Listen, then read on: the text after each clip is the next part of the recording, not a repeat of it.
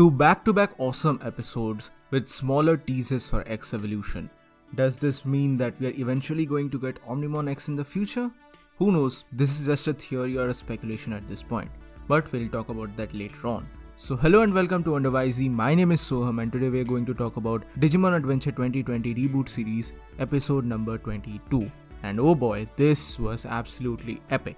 Also, if you're new here, then please consider subscribing to the channel since I do weekly anime and manga related content along with Digimon Adventure reviews. Also, we're trying to hit 5,000 subscribers by the end of 2020, so a like and sub would be massively appreciated. Now on to the video. Right off the bat, let me just tell you all that I'm not a very big fan of Weregarurumon. I do not like the design, I've said this in the past, but damn, this episode changed my perception of this character a lot. This was freaking amazing and I was not expecting stuff like this. So what happens here is that the plot continues from where we left last week and Taichi, Yamato and Takeru enter inside the castle. And what happens here is that Takeru is basically getting a premonition, or a voice is calling in his head saying him or leading him the path to the Holy Digimon. He reveals that in the past he has also heard this voice calling him out, especially during the battle which happened between Orochimon and the other Digidestined. So yeah, this was premonition, or you could say a voice calling in his head, and that voice was none other than the Holy Digimon, Angemon. So this was pretty nice stuff, and eventually after a little fight, they reach the center of the castle where the egg of Angemon is being kept. Devimon is also revealed here, and basically their entire plot or entire plan is revealed here. What they're trying to do is very simple, that is, they're trying to corrupt the Holy Digimon. They're trying to convert these Holy Digimon into Dark Digimon. This is kind of similar to the Lucemon plot from Digimon Frontier, and it's not an exact copy or something, and this particular theme of holy people or Holy Digimon being converted into Dark, this is a very common trope of shonen, so it's alright in my books. And it's not something super interesting or super new, but it's a common trait and I like the inclusion of it in this particular chapter. Moreover, damn, as a fan of Digimon Crossforce or Digimon Fusion, whichever you want to call it, I was really happy to see DarkKnightmon and his various mode changes like the arrow mode and the other modes. You know what I'm talking about. If you know this character, then you know what I'm talking about. And obviously a battle ensures here. DarkKnightmon is facing off against Greymon and Garurumon, and he's easily able to dispose of all of them. That's when both of these Digimon digivolve into their ultimate form. But that's not the only plot point which is going on, because next we head back to the real world, because Koshiro is very worried about the Argumon situation and he knows that if they digivolve into their ultimate form, then it would be a catastrophe.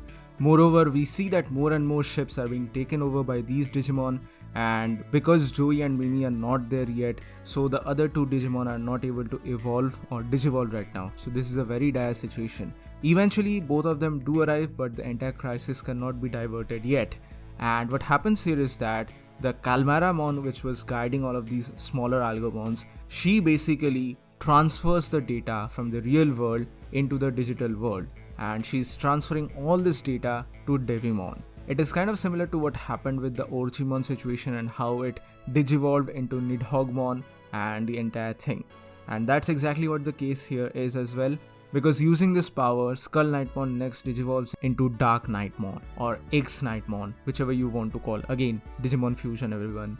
It's awesome, it's really awesome. As a fan of Digimon Fusion, it's really awesome to see this guy in his full demonic presence and everything. This was really awesome in my opinion. I'm such a big fan of this character along with Bagramon as well, but this was really nice to see. And the entire battle sequence that ensures here is really superb. And in the middle of all of this, the Digi-Egg is trying to be dipped into that miasma well. It's a very thick miasma well, and possibly the Holy Digimon will be corroded by this particular miasma. So Takeru takes the initiative here and he just jumps into that well.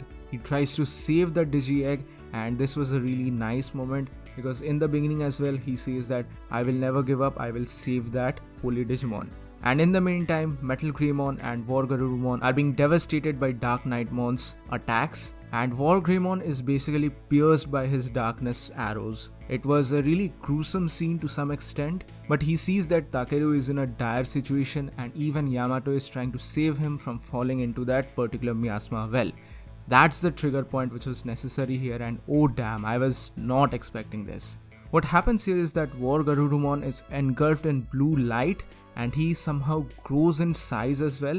And what happens here is that 7 or 8 metallic structures appear behind his back from which wings or boosters appear, and this was totally cool. If you guys are not aware, then this particular thing, this entire thing, this new form, it's called Weregarurumon Sagittarius Mode, and it is basically a reference to its X evolution, that is Weregarurumon X.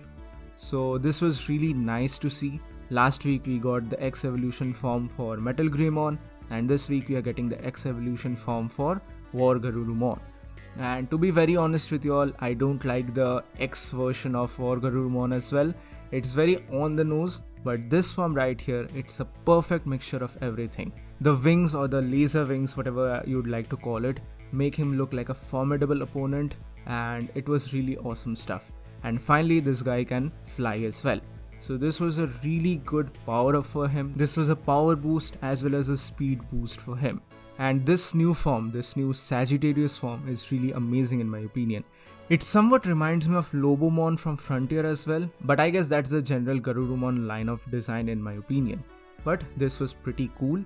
And also one particular thing which I noticed here, if you look at this particular shot, then it is very much reminiscent of Digimon Adventure Last Evolution Kizuna.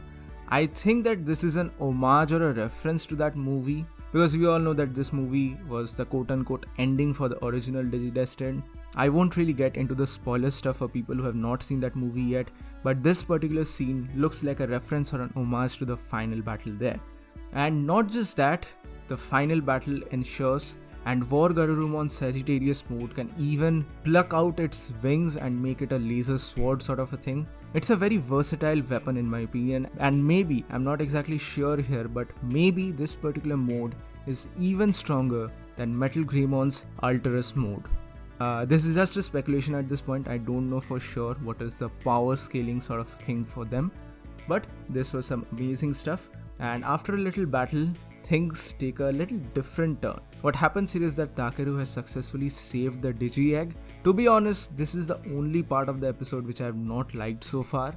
The Digi-Egg hatches and there is an entire light that shrouds the place, and it basically dissolves the castle in which they were currently present. And that's just it. That's it. That's how DarkKnightmon is defeated. Obviously the Digi-Egg hatches and Patamon's baby form, I don't exactly remember the name, it's probably Poyomon or something, comes out and goes to Takeru. But the way in which DarkKnightmon, such a formidable opponent, is defeated, it's not good in my opinion. I didn't like it. I really didn't like it. But overall this was a really fabulous episode, and slowly we are getting all these hints for X evolution. So I'm currently working on a video as to which form of Omnimon will eventually appear in this particular show. I gave a particular poll in my YouTube community feed where I asked you all which one do you prefer or do you think will actually appear in the show.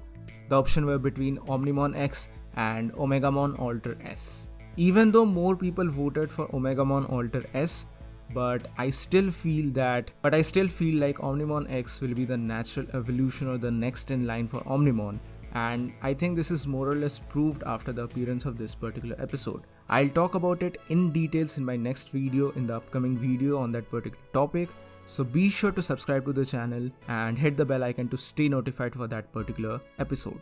But that's it for this particular episode of Digimon Adventure. The episode more or less ends after Devimon reappears, and more chaos will be ensured in the real world as well. And next episode is going to be a banger because Taichi and Yamato are about to face off against Devimon, and surprisingly enough, it doesn't digivolve into Myotismon, but rather it digivolves into something else. I'm not gonna name it here for you all, but it's going to be really awesome. But this is it for this video. Thank you so much for watching, guys. Please mention your thoughts in the comment section below. So that's it for today, guys. Thank you so much for watching. Please give this video a thumbs up if you like it, share it with your friends and subscribe to the channel for more. This is WhyZ, and I'll see you soon in the next video.